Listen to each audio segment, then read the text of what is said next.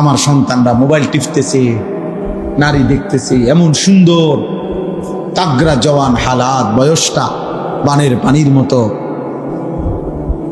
জোয়ারের পানির মতো শেষ করে দিতেছে। আর ওরা আমি নিজে দেখছি মঙ্গলবার দিন প্রথম যার কাছে গেছি, আমরা এই কাজেই গেছিলাম আর কি, অমুসলিমদের দাওয়াতি কাজে। নিজ চোখে দেখছি মিয়া 7 বছর মসজিদে জুমার নামাজ পড়াইছে ইমাম 7 বছরের ইমাম, সরাসরি খ্রিস্টান। সে এখন খ্রিস্ট ধর্ম প্রচার, টিচার খ্রিস্টান। মুসলমানের কি করুণ পরিণতি বাংলাদেশে। মাইলকে মাইল, এলাকাকে এলাকা খোলামেলা খ্রিস্টান ধর্ম প্রচার। কাদিয়ানিদেরও মানে ব্যাপক কার্যক্রম, ব্যাপক। ওইখানে মাইলকে মাইল মসজিদে আপনার বহু মসজিদ এরকম শত শত আছে যেখানে ঠিক মতো 5 ওয়াক্ত নামাজ হয় না, শুধু জুমার নামাজ কোন রকম একজন নামাজ পড়ে। তাইলে এই যে আমার দেশে আমরা মুসলমান, আমরা যদি আমাদের দেশ অরক্ষিত বানায় ফেলি, আমাদের পার্বত্য চট্টগ্রাম, বান্দরবন, খাগড়াছড়ি, রাঙ্গামাটিতে প্রতিনিয়ত খ্রিস্ট ধর্ম প্রচার হইতেছে। আমাদের সেন্ট মার্টিন এটা নিয়ে কি কয়, কি করতেছে কিচ্ছু বুঝি না। আমাদের মানবিক করিডোর বর্তমান অন্তর্বর্তী সরকার ডক্টর মোহাম্মদ ইউনূস যেটা দিতে চাচ্ছে রোহিঙ্গাদের আরাকানের সাথে, এর সুস্পষ্ট কোনো ব্যাখ্যা এখনো দিতে পারে না। এবং বাংলাদেশের অসংখ্য বুদ্ধিজীবী ভাবতেছে এটা আমার দেশের স্বাধীনতা, তার সার্বভৌমত্বের জন্য হুমকি। তাইলে বলেন, নারীরা প্রকাশ্যে কোরআন সুন্নাহ বিরোধী আইনের প্রস্তাব দিছে যে বেশ্যা পতিতাকে, যৌন কর্মীকে রাষ্ট্রীয়ভাবে শ্রমিক হিসাবে স্বীকৃতি দিতে হবে। ছেলে মেয়ে বিবাহ ধর্মীয় বন্ধন ছাড়া যে কোনোভাবে যদি একত্রে সম্পর্ক করতে চায়, রাষ্ট্র সমাজ তাকে কোনোভাবেই বাধাগ্রস্ত করতে পারবে না। মানে ছেলে পেলে আপনাদের মহল্লায়, দেশে, রাষ্ট্রে, যেখানে সেখানে কুত্তার মতো, বিলাইয়ের মতো যেখানে সেখানে শুয়ে লাইব, কেউ বাধা দিতে পারে। তো কোথায় গিয়ে পৌঁছবে আমাদের সন্তান? আগামী প্রজন্ম কোথায় গিয়ে দাঁড়াইবে বলেন? কোথায় গিয়ে দাঁড়াবে? হুজুররা, ওলামায়ে কেরাম কি পরিমাণ চিৎকার করতেছে, কি পরিমাণ আহাজারি করতেছে। যে এই জন্য আমি শেষ কথা আমার আজকে আপনাদের কাছে, ছেলেরা বাবা আপনাদের কাছে, নওজোয়ান তোমাদের কাছে, সবার কাছে ভাইয়া আমার অনুরোধ, আল্লাহর দিকে ফেরো। 77 বছর ফিলিস্তিন নির্যাতিত, 77 বছর,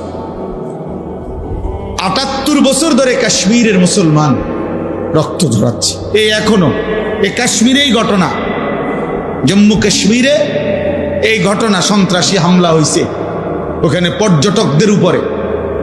এই যে কক্সবাজার যেরকম ঘুরতে যায়, ওইখানে ঘুরতে গেল না, পর্যটকদের উপরে হামলা হয়েছে।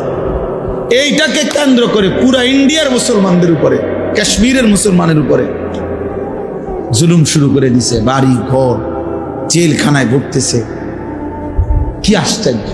এই জন্য আমি এই ছেলেদেরকে প্রতিদিন বলি, বাবা এমন যদি হয় একবার ভাইবা দেখো। সারা রাত উলঙ্গ ছবি দেখলা, এশার নামাজও পড়লা না, ফজরের নামাজও পড়লা না, এ মোবাইল নারী ছবি দেখতে দেখতে ঘুমায় গেলা। নিশ্চিত বীর্যপাত হয়। নারী দেখলে, ছবি দেখলে, অশ্লীল দৃশ্য দেখলে শরীর নাফাক হয়। তো এশার নামাজও পড়লা না, ফজরের নামাজও পড়লা না, আর এই নাপাক শরীর নিয়া যে শুয়া রইলা, হায় যদি এই ঘুমার না ভাঙে,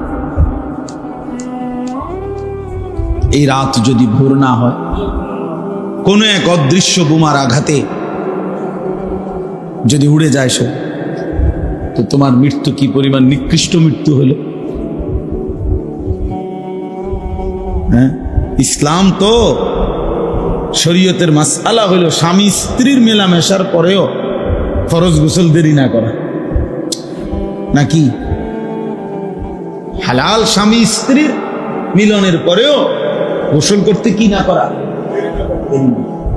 আর এই যে জানোয়ার ঘন্টার পর ঘন্টা, দিন নাই রাত, কারণ যে নামাজ পড়ে না আর মোবাইলে নারী ছবি দেখে তো 24 ঘন্টায় না পাক, তার তো কোনো কি নেই, পবিত্রতার কোনো প্রয়োজনই নাই। এতে কিনবো পবিত্রতা দিয়ে, এতে কিনবো।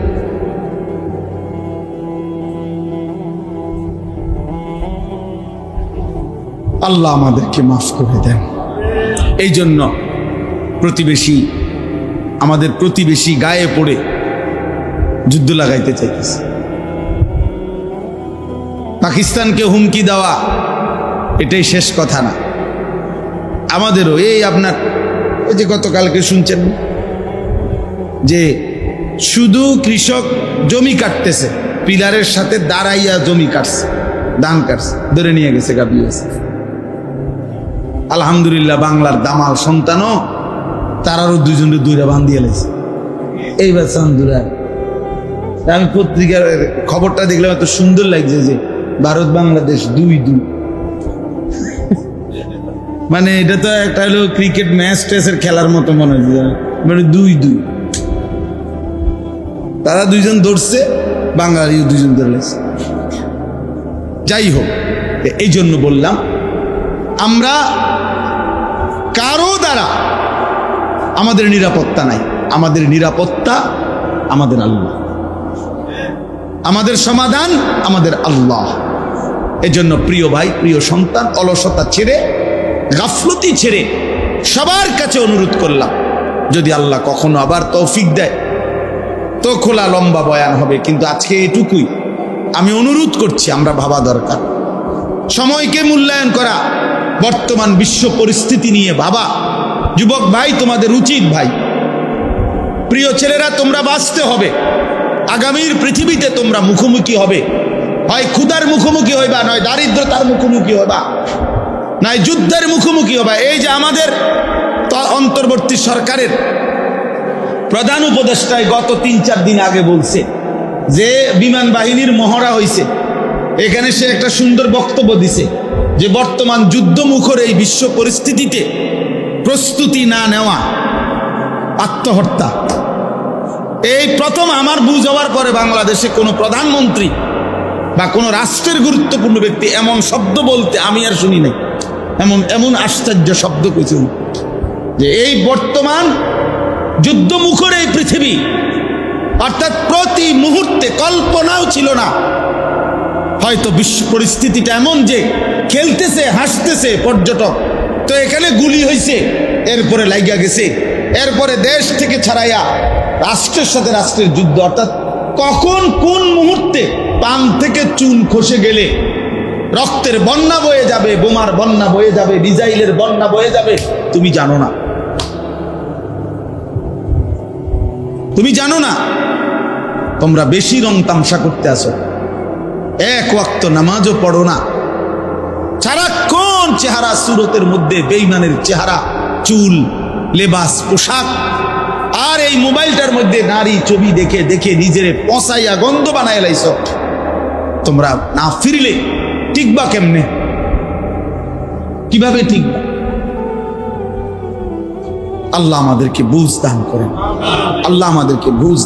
আশ্চর্য হবেন শুনেন, গত 2-3 দিন হয়েছে, 3 দিন মনে হয় নাই, ভারতের একটি পার্কে দুইজন মুসলিম নারী, ওনারা নামাজের ওয়াক্ত হয়েছে, একটা আলাদা পার্কের এক পাশে একটা মুসল্লা বিছাইয়া, মানে রুমাল বা কিছু বিছাইয়া, দুইজন পর্দানসীন বোরকাওয়ালি নারী নামাজ পড়ছে ওইখানে। শুধু এই নামাজ পড়াতে তারা ওইখানে ঘোষণা দিছে এই জায়গাটা নাপাক হয়ে গেছে। এরপরে গরুর পেশাব দিয়ে, গৌমূত্র দিয়ে, এরপরে মন্ত্র পড়ে এরপরে ওইটারে পবিত্র করছে। মানে আমার মন্ডার মধ্যে কইছে যে পাগল পেশাব দিয়ে পবিত্র করে, এরম তার সিরা মাথা খারাপ মানুষ কেমনে হয়? পেশাব দিয়ে কেমনে পবিত্র হয়? পানি দিয়ে না পবিত্র হয়, এরা পেশাব দিয়ে কি করছে এটারে? মানে মুসলমানের প্রতি ঘৃণা কি পরিমাণ, কি পরিমাণ! এই জন্য আমি অনুরোধ করছি, দুশ্মন ছাড়বে না, দুশ্মন ছাড়বে না, দুশ্মন ওত পেতে আছে, বেঈমান ওত পেতে আছে। অতএব আমরা যদি আমাদের আল্লাহর সাথে সম্পর্ক না বাড়াই, আখিরাতের সম্পর্ক না বাড়াই, আমরা যদি সেজদা না করি, তাহলে আফসোস করতে হবে, আফসোস করতে হবে। এই জন্য আমি অনুরোধ, প্রিয় নওজোয়ান ছেলেরা, বাবা, নিজেদের মধ্যে হাসি রসিকতা দিয়ে উড়াইয়া দিও না, উড়াইয়া দিও না। যে কোনো সময় ঝড় দেখলে চোখ বন্ধ করে রাখলে ঝড় থামে না। তুফান আসতেছে, এইটা দেখে যদি কেউ চোখ বন্ধ করে ফেলে যে না তুফান আসে না, ওই আমি তো নাহলে দেখি না, আরে না বেটা, তুফান হচ্ছে, তুমি চোখ বন্ধ করে রাখছো। এই জন্য আল্লাহ আমাদের প্রত্যেককে ঈমান আমলের জীবন দান করেন, উত্তম আখলাক দান করেন, আল্লাহর দিকে ফিরে আসবার তৌফিক দান করেন। ছেলেরা, ভাই, নামাজ পড়ো ভাইয়া, আল্লাহরে ডাকো। আলহামদুলিল্লাহ, আমরা হতাশ না। প্রতিদিন কম বেশি কিছু কিছু ছেলে আল্লাহর দিকে ফিরতেছে, নামাজ পড়ে, আল্লাহকে মানে, আল্লাহকে ডাকে, আল্লাহর দিকে ফিরে চোখের পানি ফেলে। এমন যুবকও আলহামদুলিল্লাহ কম না। হ্যাঁ হ্যাঁ, আমরা জানি, আমরা জানি, আলহামদুলিল্লাহ কম না। আল্লাহর দয়ায় প্রতিদিন অগণিত যুবক আগামীর মাহাদির জন্য অপেক্ষা করছে, যারা কলিজার খুন দিয়ে জমিনের রক্ত দেবে, জিহাদ করবে, বিনিময়ে কালেমার পতাকা উঠবে ইনশাআল্লাহ।